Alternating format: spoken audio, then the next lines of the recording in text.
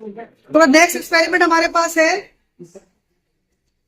To find the value of minimum deviation for a glass prism and plot a graph between angle of incident versus angle of deviation. यानी हमें glass prism, जो भी हमारे पास glass का prism है, उसका angle of minimum deviation find करना है। तो सबसे पहले हम ये देखें कि एंगल ऑफ डेविएशन क्या होता है। हालांकि हम थ्योरी के अंदर भी कर चुके हैं। तो मैंने दो ग्राफ लिए हैं। पहले डायग्राम में हम नॉर्मल रिफ्रैक्शन लेके चल रहे हैं। ये आपकी इंसिडेंट रे है, ये नॉर्मल ड्रॉ किया, तो आपकी रे बैंड होगी टुवर्ड द नॉर्मल। अब इस पी आर फेस के लिए लाइट ट्रेवल कर रही है डेंसर से रेयर, तो बैंड होगी away from the normal. Angle of incident, angle of emergent. अब इस डायग्राम में इंसिडेंट रे को एक्सटेंड करो और इमर्जेंट रे को एक्सटेंड करो। तो इंसिडेंट रे इमर्जेंट रे के साथ जो एंगल बना रही है उसे हम कहते हैं एंगल ऑफ डेविएशन, राइट। हमें वैल्यू फाइंड करनी है इसी एंगल ऑफ डेविएशन की। अब ये जो एंगल ऑफ डेविएशन है, ये आपका मिनिमम कब होता है? सेकंड डायग्राम को देखेंगे। जब ये एंगल ऑफ डेविएशन मिनिमम होगा, उस केस में क्या होगा? जो रिफ्लेक्टेड रे है, it exactly become parallel to base of the prism. जब रिफ्रैक्टेड रे प्रिज्म के बेस के क्या हो जाएगी? पैरेलल। उस केस में ये आपका एंगल ऑफ डेविएशन क्या हो जाएगा? मिनिमम। बेस के सामने वाले एंगल को कहते हैं एंगल ऑफ प्रिज्म। तो हमें प्रैक्टिकली वैल्यू फाइंड करनी है minimum of angle of minimum deviation, right. तो थ्योरी में भी कर चुके, प्रैक्टिकली इसे हम कैसे करेंगे? देखिए, आपको मैं ग्लास प्रिज्म दूंगा और एक आपको मिलेगी A4 शीट।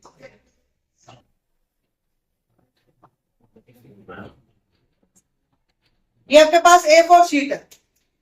सबसे पहला काम क्या करोगे आप? A4 शीट मिलते ही इसके बिल्कुल सेंटर में एक लाइन ड्रॉ कर दोगे। इसके लाइन के पैरेलल सेंटर में लाइन ड्रॉ कर दोगे। और आपको जो प्रिज्म मिला है, ट्रायंगुलर बेस का प्रिज्म है, उसको यहां पर ऐसे रखोगे कि उसका बेस इस लाइन पर क्या करे? कॉन्सेंट्रेट। इस तरह रख के आप उसकी पेंसिल से बाउंड्री को ड्रॉ कर लोगे। उठा के आगे रखोगे, फिर ड्रॉ कर लोगे। इस तरह से आप 4-5 फ्रेंच प्रिज्म की बाउंड्री आप ड्रॉ कर दोगे। ठीक है, पहला काम ये कर दोगे। अब काम कैसे करना है? पहली वाली बाउंड्री पे आ जाओ।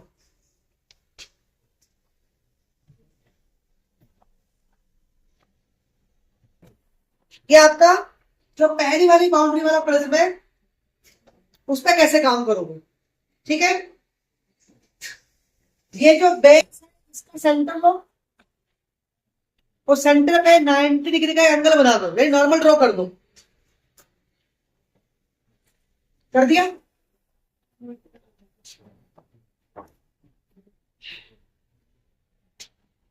ठीक है।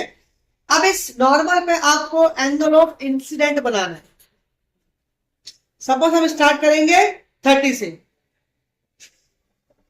तो यहां पर एंगल बनाओ कितने का? नॉर्मल के साथ बनाना। ये आपका एंगल ऑफ इंसिडेंट। तो यहां से आएगी, ठीक है। ऐसा बनाने के बाद इसी इंसिडेंट रे पर करीब 1 सेंटीमीटर दूर आप एक पिन लगा दोगे इंसिडेंट रे के ऊपर। फिर इससे 1 सेंटीमीटर दूर यहां, ठीक है। इन दोनों के बीच का डिस्टेंस क्या होना चाहिए? कम से कम 1 सेंटीमीटर होना चाहिए। दो पे भी लगा सकते हो, पर कम से कम एक तो आपका होना चाहिए। 2 पिन लग गई। पिन को कोई प्रिज्म से नहीं ठोकेगा। आपको ठोकने के लिए हम दूसरा वो चीज देंगे, उससे ठोकना, प्रिज्म से नहीं ठोकोगे क्योंकि प्रिज्म के अंदर निशान पड़ जाएंगे, खराब हो जाएगा, टूट भी सकता है। इससे प्रिज्म से कोई ना ठोके पिन को। हाथ से लगाओ, नहीं लग रहा डिवाइस देंगे उससे लगाओ। अब आपने प्रिज्म को इसके ऊपर रख देना है, जो आपने बाउंड्री ड्रॉ कर इसके ऊपर आप प्रिज्म को रख देना है। और इस वाले फेस से यहां से अपने आई लेवल पे रख के, ये जो शीट है आपकी बोर्ड पे लगी होगी, बोर्ड पे शीट है, शीट के ऊपर प्रिज्म रखा हुआ है बाउंड्री के ऊपर, आई लेवल पे आकर इस तरह रख के, अब ये हाथ में खड़े हो जाओगे और अपने आप को, ठीक है, बोर्ड के लेवल में लेके आना है।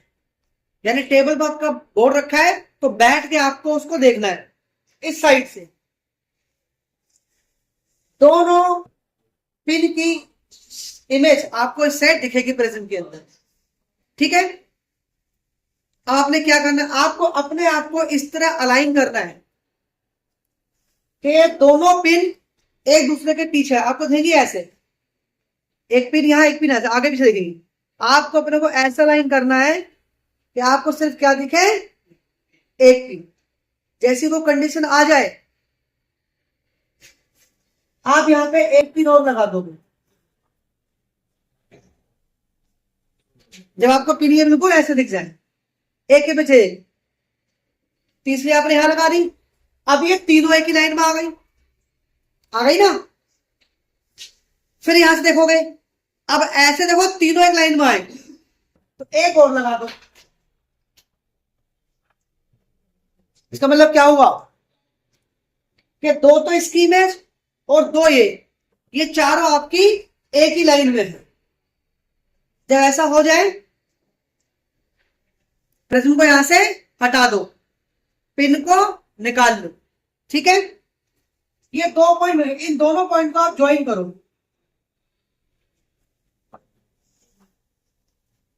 और आगे प्रिज्म तक बढ़ा दो। ये लाइन प्रिज्म को कहीं ना कहीं इंटरसेक्ट करेगी, यहां पे करती है, ठीक है। अब ये जो इंसिडेंट रे थी इसे आगे बढ़ाओ, इस पॉइंट को इससे मिलाओगे, ये आपकी हो जाएगी रिफ्रैक्टेड रे। कौन सी रे? और ये होगी आपकी इमर्जेंट रे। देखो आप प्रिज्म से बाहर निकल रही है तो इमर्जेंट रे और इंसिडेंट रे दोनों के बीच का एंगल हो गया एंगल ऑफ डेविएशन। इसको आप नोट कर लोगे। सपोज ये आपका आ गया 40 डिग्री। पहले काम हो गया, आप एक टेबल बनाओगे आई और डी के लिए। आई कितना लिया आपने, डी कितना आ गया, फर्स्ट रीडिंग। पहले कंप्लीट हो गया, अब दूसरे पे आ जाओ। यहां पे आई कितना बनाओगे आप, 40। सपोज इस पे आ जाता है डी कितना आ गया, 39। अगले वाले पे लो, कितना, 45। आपका आ गया 50 डिग्री डी। एक बार लो 50, कितना आ गया, 52 डिग्री। कब तक ले, देखो अगर हम आई और डी का ग्राफ प्लॉट करें, हमने थ्योरिकली प्लॉट किया है, तो ग्राफ की शेप कैसे आती है,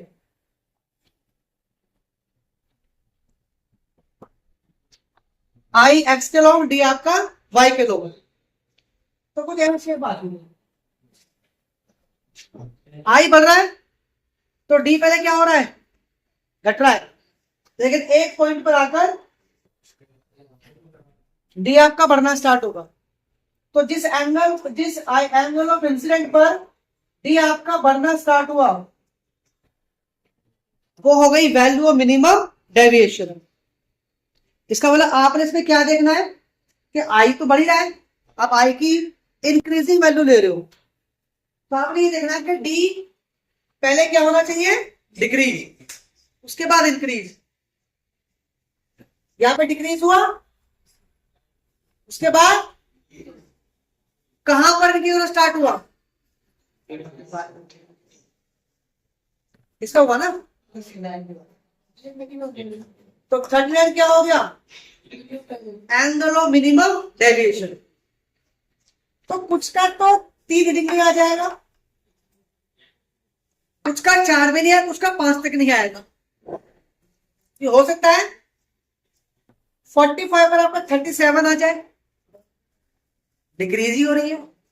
इसका मतलब आप फिर आगे बढ़ोगे आई के लिए, जब तक डी आपका नहीं बढ़ता। तो जैसे जैसे आई की वैल्यू बढ़ाओगे डी आपका पहले घटेगा, लेकिन एक इंस्टेंट पर आपका डी बढ़ना चाहिए। तो जब तक नहीं बढ़ रहा तब तक आप ऑब्जर्वेशन लेते रहोगे, चाहे 3 हो, 4 हो, 5 हो। तो कोई ऐसे मुझसे पूछे कि सर कितनी रीडिंग ले, तो कुछ फिक्स नहीं है, किसी का 3 में आ जाएगा, किसी का 4 में, किसी का 5 तक नहीं आएगा। तो अगर 5 तक में नहीं आता तो एक शीट खत्म, दूसरी पे काम करना स्टार्ट करो जब तक नहीं आता। तो तब तक रीडिंग लेंगे जब तक आपका इस तरह का वेरिएशन डी का नहीं आता। क्लियर है। तो ये जो शीट है ये आप बनाओगे, ये आपकी प्रैक्टिकल फाइल में लगेगी, सेव ही होगी, ये आपका हो गया ग्राफ। क्लियर है।